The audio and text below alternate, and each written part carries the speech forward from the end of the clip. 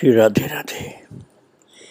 भक्तों, मनुष्य का स्वभाव होता है मित्रता करना। जो जिस प्रकार का व्यक्ति या जिस प्रकार की कोई स्त्री होती है, पुरुष होते हैं या बच्चे होते हैं, बूढ़े होते हैं, उसी प्रकार के मित्र उनको पसंद आते हैं। जैसे नशेबाज को नशेबाज पसंद आता है, चोर बदमाश को शायद चोर बदमाश पसंद आते होंगे, और इसी तरह से समाज से भी ईमानदार कर्तव्यपरायण को ऐसे लोग पसंद आते हैं। और भगवान का विशेष जो प्रेमी होता है, जिसको अपने प्रभु से विशेष अटूट लगाव होता है और प्रीति के रस की रसमय स्थिति होती है, ऐसे दुर्लभ व्यक्ति होते हैं, ऐसे दुर्लभ माताएं होती हैं, लेकिन इनको भगवान ऐसे ही लोगों से मिला भी देते हैं। ये प्रभु की कृपा से ही होता है। और बिल्कुल यही बात थी उषा जी और धर्म जी के मिलन की। कल आप श्रवण कर रहे थे कि धर्म जी जा रही थी विमला नेविल के यहाँ, और जिससे पूछते हैं रास्ता वो उषा जी के घर की ओर भेजता है, और तांगे वाला भी वहीं ले जाता है जहाँ उषा जी का घर था। भगवान जिसको मिलाना चाहते थे जिससे, उसको मिला देते हैं। बिना सोचे बिना विचार किए एक दूसरे से मिल गई धर्म जी और उषा जी, और कभी फोटो तक नहीं देखा था। दोनों ने एक दूसरे को बिना कुछ प्रश्न किए पहचान लिया था।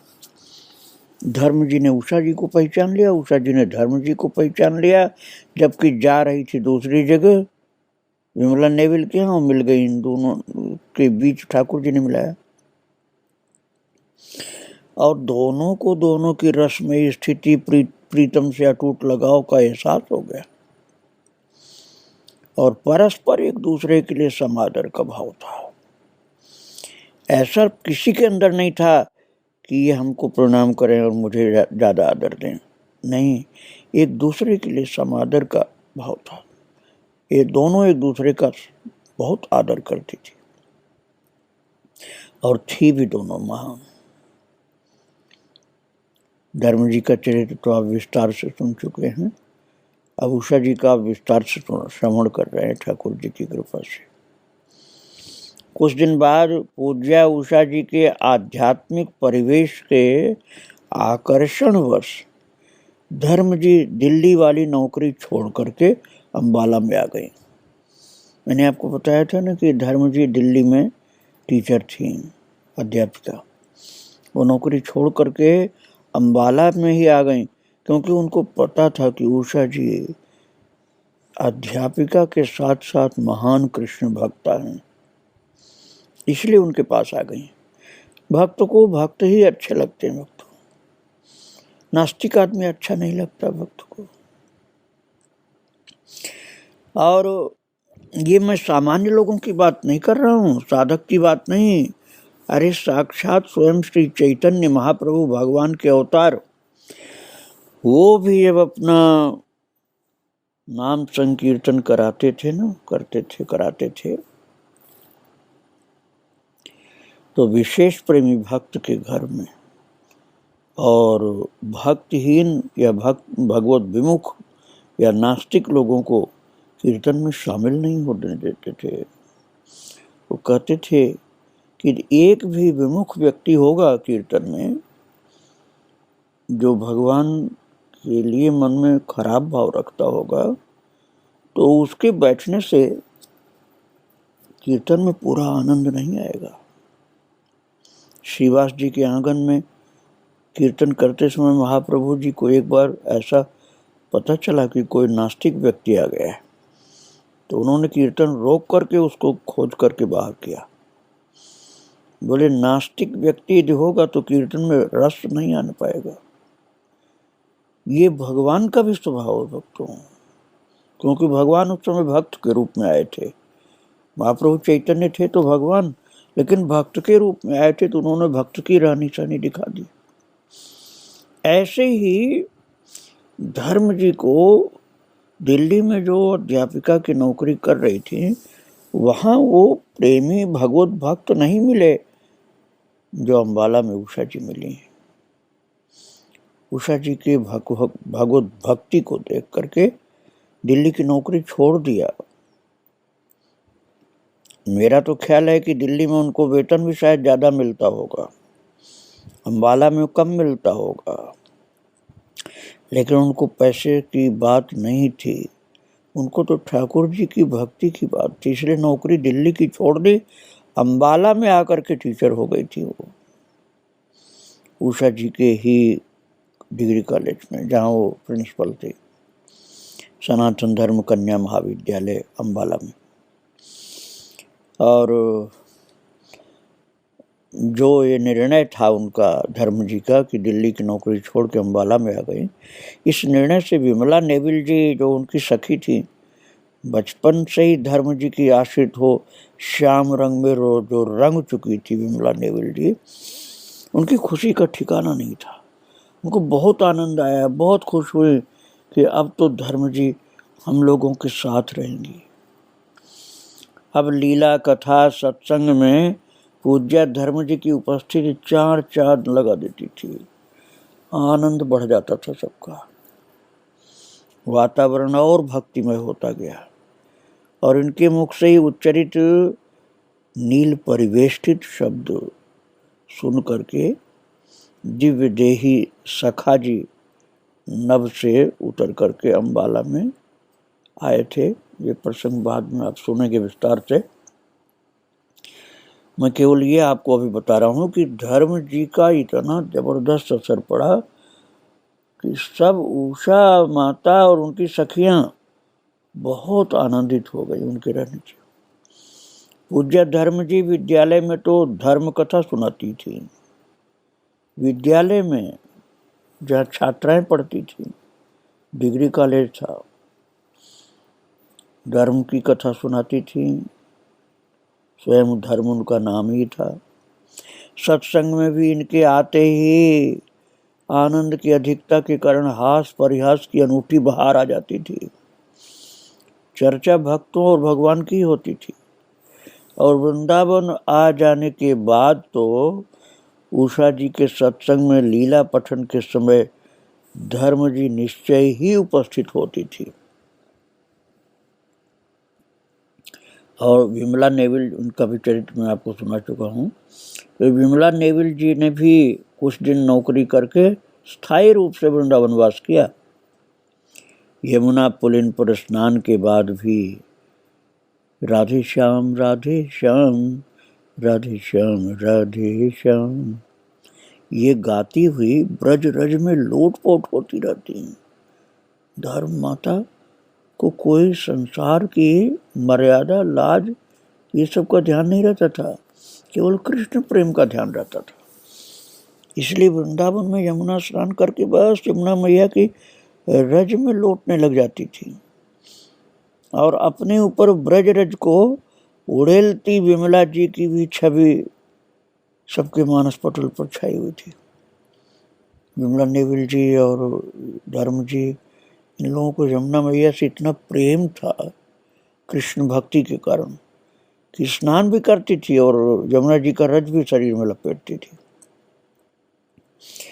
और अम्बाला के पास बबियाल गांव की निवासिनी दर्शन बहन जी का भी पूज्य उषा जी से मिलन बहुत ही विचित्र परिस्थितियों में हुआ। कक्षा 8 तक दर्शन बहन जी ने गांव के स्कूल से ही पास किया था, पर वहां उससे आगे पढ़ने की सुविधा नहीं थी। और इधर श्री ठाकुर जी का विधान देखिए कि एक अजीब घटना घटी। दर्शन बहन जी के भाई की शादी थी, तो दुल्हन के लिए जो साज श्रृंगार का सामान आया, उसको देखते ही दर्शन बहन जी के पूर्व संस्कार जागृत हो गए और अपने गोपी भाव भावित निज स्वरूप की याद दिला गए। वे बाह्य जगत को भूल सी गई। उसी साज श्रृंगार के सामान से शीशा के सम्मुख खड़ी हो अपना श्रृंगार करने लगी, क्योंकि उनको महसूस हुआ कि वो गोपी हैं, और उन वस्त्राभूषणों से खुद को सुसज्जित करके दर्पण में अपनी छवि देख करके किसी भाव के लोक में डूब गई, बेसुध हो गई। सभी हैरान परेशान हो गए, पर वस्तुस्थिति को समझ नहीं पाए।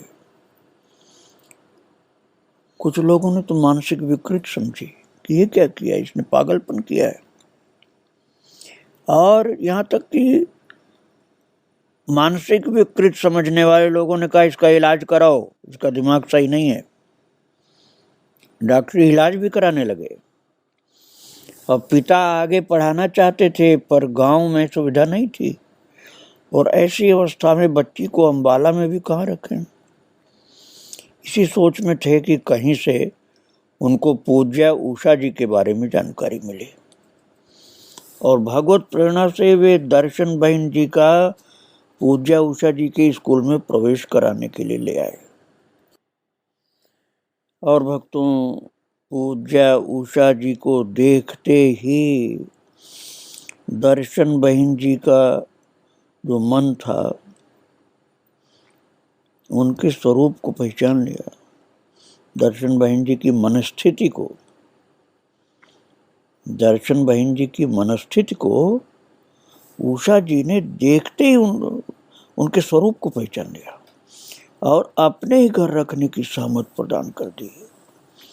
उषा माता समझ गई कि दर्शन लड़की जो है ये साधारण नहीं, ये तो गोपी है पिछले जन्म की। तो उन्होंने अपने ही घर में रख लिया उनको, और उनकी इस सहमति से दर्शन बहन के पिताजी उन्हें उषा जी के संरक्षण में छोड़ करके निश्चिंत हो गए, और इनके स्नेहिल ममतामय सघन छत्र छाया तले दर्शन बहन जी का स्वरूप और भी दीप्यमान होता गया। तो मुझे तो यही विश्वास होता है कि इतनी गोपियों को एक साथ जोड़ने का कार्य जो उषा जी के माध्यम से हुआ था, ये कृष्ण की लीला थी, नहीं तो कोई इस तरह से कहाँ से इन सबको इकट्ठा कर पाता। शिक्षा के साथ ही आध्यात्मिक ऊंचाइयों को छूता इनका व्यक्तित्व गोपी भाव की रसमयता में डूबने लगा। भाव में प्रगाढ़ता और स्थिरता के साथ गंभीरता का समावेश होता गया। उनकी विद्वत्ता और हर परिस्थिति में उचित निर्णय लेने की क्षमता की वजह से परिचितों में ये पंडित जी नाम से प्रसिद्ध हो गई थी। उनका अति गंभीर स्वभाव उनकी स्वरूप स्थिति को छिपाने में अत्यधिक सहायक रहा। संगीत में इनकी अभिरुचि और दक्षता ने इनको परिकर में विशिष्ट पद प्रदान कर दिया। अब कोई धर्म जी नहीं, ये दर्शन जी कोई नहीं कहता था, अब दर्शन जी नहीं कह के पंडित जी कहलाती थी, पंडित जी नाम से प्रसिद्ध हो गई थी। तो संगीत में भी विशेष रुचि थी, भगवान के ही भजन गाती थी, और हर उत्सव में उनके पद गायन की झंकृति उर अंतर में आह्लाद भर देती थी। दर्शन बहन जी 1963 में ही अंबाला छोड़ वृंदावन आ गई थी, और मथुरा में कृष्णा नगर में कुछ साल अध्यापनरत थी। मथुरा में कृष्णा नगर में कुछ साल तक टीचर का काम किया था, अध्यापिका के रूप में सेवा कर रही थी। सादगी और संकोच की मूर्ति दर्शन बहन जी पूरे परिकर और नव साधकों के लिए एक आदर्श थी। 1970 में नौकरी त्याग पूर्ण वैराग्यपूर्ण शैली में जीवन व्यतीत करती हुई दर्शन बहन जी बड़ी कुंज में यमुना पुलिन की त्रिविध समीर में अपने स्वरूप में मस्त रहती थी, और सन 2020 में नित्य निकुंज में प्रवेश किया था भक्तों। तो अभी 3 वर्ष पहले तक थी वो, और बहुत महान भक्ता थी। भक्तों, परिकर की एक और गरिमामय स्तंभ थी राज दुलारी बहन जी। सुश्री राज दुलारी बहन जी हरगुलाल स्कूल में पढ़ती थी। पिता को बचपन में ही खो दिया था। आध्यात्मिक संस्कारों की धनी राज दुलारी बहन जी का शाम को सनातन धर्म मंदिर जाने का नियम शाही था। वहाँ अक्सर पूज्या उषा जी को देखती, जो एकटक ठाकुर जी को निहार रही होती। लक्ष्मी नारायण जी की इस मंदिर में बहुत ही मनहर आदम कद की छवि थी, जिसे जितना बड़ा मनुष्य होता है इतनी बड़ी ठाकुर जी की छवि थी। यद्यपि उनकी श्रृंगार सेवा उषा जी ही करती थी, पर सुबह तो निहारने का समय नहीं मिल पाता था। जब शाम को पूज्या उषा जी मंदिर आती तो अक्सर घंटों तन्मय हो उस छवि को निहारती रहती।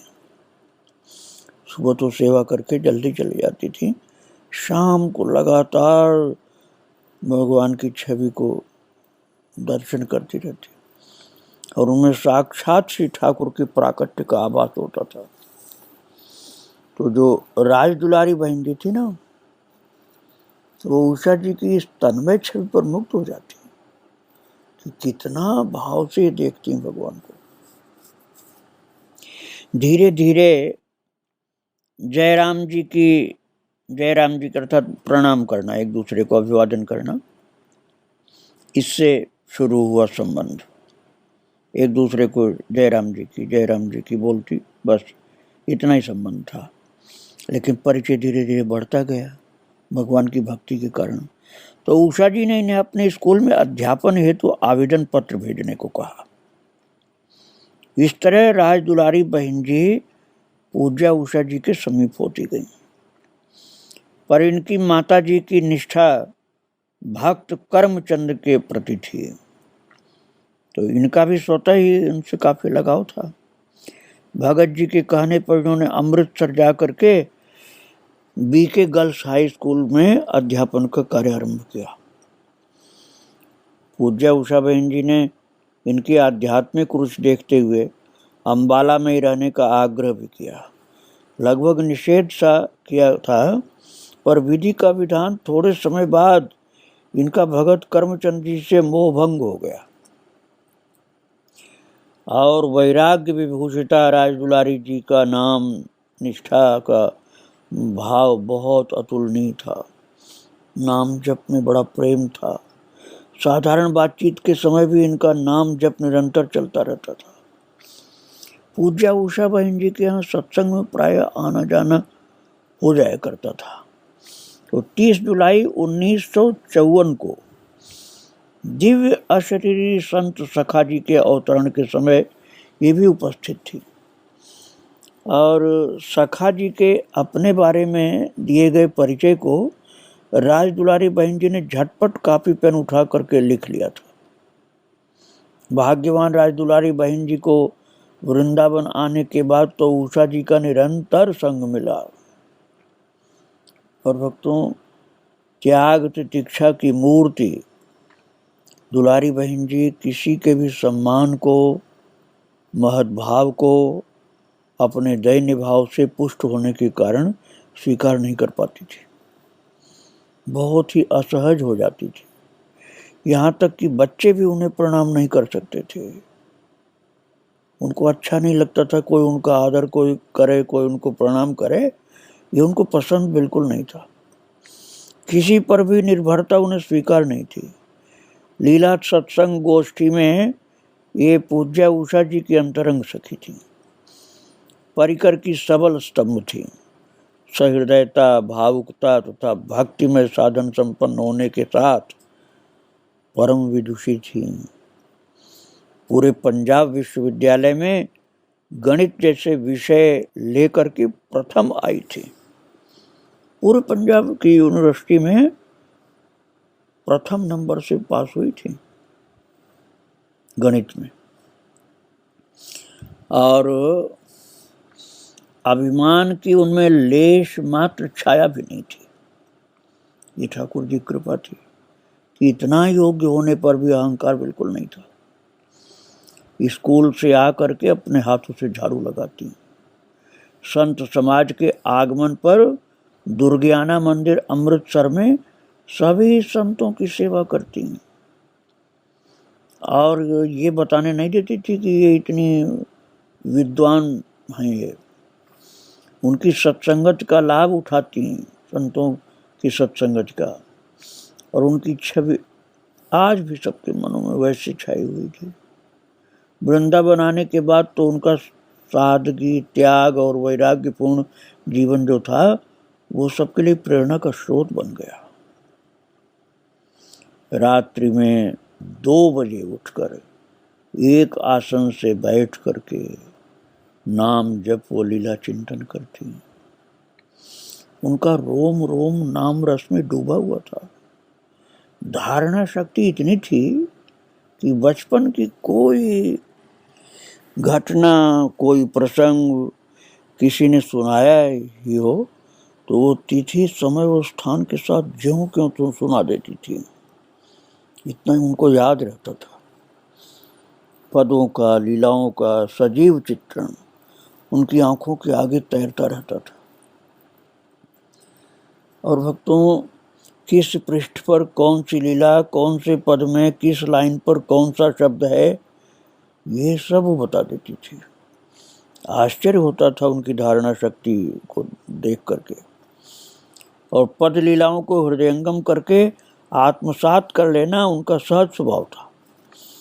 अपने सिद्धांतों के प्रति अत्यंत जागरूकता, निर्भीक, किसी पर भी निर्भर नहीं रहना, अपना काम स्वयं करना, केवल श्री ठाकुर पर निर्भर थी बस, और तो किसी पर निर्भर नहीं। पूज्या सुशीला बहन जी मात्र 6 महीने उनसे बड़ी थी, पर वे सदैव उन्हें गुरु रूप से मानती थी और संबोधन भी गुरु जी कह करके करती थी। नव साधकों के लिए नियम निष्ठा, नाम निष्ठा, त्यागमयी वैराग्य मूर्ति पूज्य राज दुलारी बहन जी पूरे परिकर में श्रद्धा की पात्र थी। सन 2019 में योगिनी एकादशी को थोड़ी दिन की बीमारी झेल करके, बहुत कम लंबी कोई बीमारी नहीं, हल्की सी बीमारी, नित्य निकुंज में उसी दिव्य परिकर में जाकर सम्मिलित हो गई जहां की थी वो। ये भी गोपी स्वरूपा थी भक्तों, बहुत महान थी। और भक्तों, उषा जी के संपर्क में कितनी महान महान भक्ताएं, गोपियां, सखियां सम्मिलित हुई, पूरा वर्णन करना मुश्किल है। 30 जुलाई 1954 की बात है भक्तों। सभी ने अपनी अपनी भावोचित आशीष और शुभकामनाएं दे करके पूज्य उषा जी के प्रति अपनी ममता, श्रद्धा प्रकट की। संतजनों, गुरुजनों ने श्री कृष्ण चरणों में प्रीति का आशीष दिया। संध्या समय कुछ अंतरंग सखी के बीच में बैठी उषा जी श्री कृष्ण लीला चर्चा में निमग्न थी। इसी बीच पूज्य धर्म जी ने एक प्रसंग में नील परिवेष्टित शब्द पढ़ा और उसी पर चर्चा करते हंसी विनोद हो रहा था भगवान की भक्ति में। और नील परिवेष्टित शब्द की अंतरंग व्याख्या अपने अपने भावानुसार व्यक्त करते करते सभी उल्लास में भरे चहक रहे थे कि उसी समय पूज्या उषा जी को कुछ दिव्य अलौकिक तरंगों की सी स्फुरना हुई और सहज ही वातावरण कृष्ण कृष्ण नाम ध्वनि से झंकृत हो गया। पूज्या उषा जी का अत्यंत प्रतिभावान व्यक्तित्व था। बहुमुखी साधना पथों में पारंगत वो दिव्य संतों का, ऋषि मुनियों का, अलौकिक भक्तों का आवाहन इस धरा पर कराने में सक्षम थी। उन भक्तिमय तरंगों से उषा जी भली भांति सुपरिचित थी। कई बार तो बिना आवाहन किए ही दिव्य महाजन कृपा करने हेतु प्रकट होते थे। इनका निर्मल कोमल मन उन सूक्ष्म तरंगों को सहज ही पकड़ लेता था। आज भी उन अलौकिक संत ने आश्चर्य रूप से अपनी उपस्थिति का एहसास कराया था। पूरा कक्ष कृष्ण कृष्ण ध्वनि से तरंगायमान हो गया। परिचय पूछने पर उन्होंने अपना नाम श्री कृष्ण चरण सखा बताया। वस्तुतः नाम से सखा, किंतु स्वरूप से श्री ठाकुर की अंतरंग सखी थी। और बताया श्री कृष्ण की इच्छा व प्रेरणा से उनकी लीलाएं आप सब उनकी निज जनों को सुनाने के लिए मुझे निमित्त बनाया है, भेजा है। आकाश मार्ग से जाते हुए नील परिवेष्टित शब्द के आकर्षण से मैं अपना लोभ संवरण नहीं कर पाया, अतः चर्चा सुनाने यहाँ रुक गया। तर्कों वितर्कों से परे अलौकिक साम्राज्य केवल और केवल अनुभवगम्य है। शंका संदेह का इस रस साम्राज्य में कोई स्थान नहीं।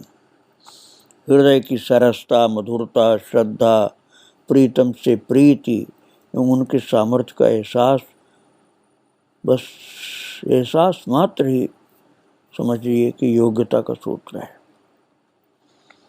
बुद्धिगम्य वस्तु नहीं है। स्वयं श्री कृष्ण कृपा से, महज्जनों की अनुकंपा से, भक्तों के भाव प्राबल्य से ही पात्रता का अनुग्रह मिल पाता है और इस साम्राज्य का थोड़ा अता पता भी तभी चलता है। जहाँ भौतिक देह की गम्यता नहीं, सांसारिकता का प्रवेश नहीं, इंद्रिय सुख की लालसा नहीं, वहीं प्रिया प्रीतम की मधुर लीलाओं का रस उच्छलित हो सकता है। भक्तों, ये जो एक दैवी सखा के रूप में सखी का आगमन हुआ है, इनकी चर्चा में आगे आपको फिर सुनाऊंगा। आज इन सब महान भक्ताओं को प्रणाम करके यहीं विराम दे रहा हूँ। श्री राधे राधे, जय श्री राधे राधे।